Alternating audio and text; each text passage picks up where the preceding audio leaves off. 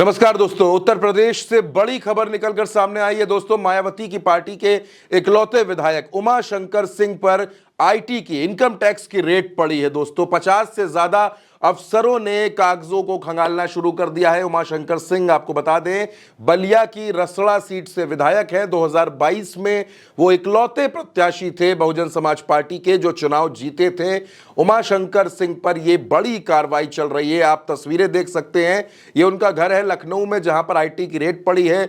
50 से ज्यादा अफसरों की टीम मौजूद है और उमाशंकर सिंह की मुश्किलें बढ़ती हुई नजर आ रही हैं। दोस्तों, उमाशंकर सिंह बीएसपी के विधायक हैं और इसके साथ साथ टॉप क्लास के ठेकेदार भी हैं और उमाशंकर सिंह अब आईटी के शिकंजे में हैं। आपको याद होगा, कुछ दिनों पहले उमाशंकर सिंह और दयाशंकर सिंह के बीच में विवाद की खबरें भी आई थी। दयाशंकर सिंह उत्तर प्रदेश की सरकार में मंत्री हैं। अभी कुछ दिनों पहले की बात है, मायावती ने सोशल मीडिया पर एक पोस्ट लिखा जिसमें उन्होंने ये कहा कि मैं मुसलमानों को आश्वस्त करना चाहती हूं कि मैं राजनीति से संन्यास ले सकती हूं, लेकिन कभी भी भाजपा से कोई गठबंधन नहीं करूंगी, भाजपा के साथ नहीं जाऊंगी। मायावती के इतना कहते ही उत्तर प्रदेश की राजनीति से एक और बड़ी खबर आ गई। उनके ही विधायक पर आईटी की रेड पड़ गई है। दोस्तों, मायावती की सक्रियता इन दिनों गजब की है। मायावती खूब सक्रिय हैं और बार बार जब भी इस तरीके की खबरें चलती हैं कि मायावती और समाजवादी पार्टी का गठबंधन होगा, मायावती या कांग्रेस का गठबंधन होगा, तो मायावती उसको फौरन खारिज करती हैं और उन्होंने इस पर बयान भी दिया था। दोस्तों, क्या कुछ कहा था मायावती ने, वो सुनिए। अब हमारी पार्टी उत्तर प्रदेश सहित पूरे देश में विधानसभा व लोकसभा का भी आम चुनाव अकेले ही लड़ना ज़्यादा बेहतर समझती है और यूपी में जब इस बार चुनाव होगा अकेले ही चुनाव लड़ेगी। कोई गलतफहमी किसी को भी अपने आप में पैदा नहीं करनी चाहिए।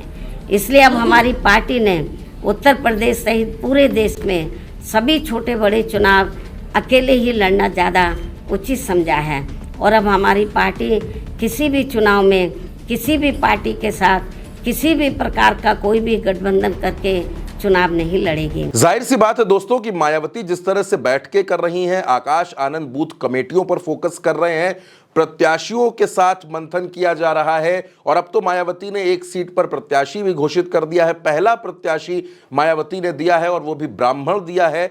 महोबा की सीट है माधोगढ़, वहां पर आशीष पांडे को प्रत्याशी बनाया गया है। तो मायावती ने 2027 की तैयारियां शुरू कर दी हैं। बीजेपी इन दिनों यह देख रही है कि यूजीसी की वजह से जो सवर्ण समाज है, जो ब्राह्मण और क्षत्रिय समाज है, वो भारतीय जनता पार्टी से खासा नाराज है। बीजेपी के तमाम सांसदों के बयान भी इस संदर्भ में आ रहे हैं, उससे भी नाराजगी बढ़ रही है।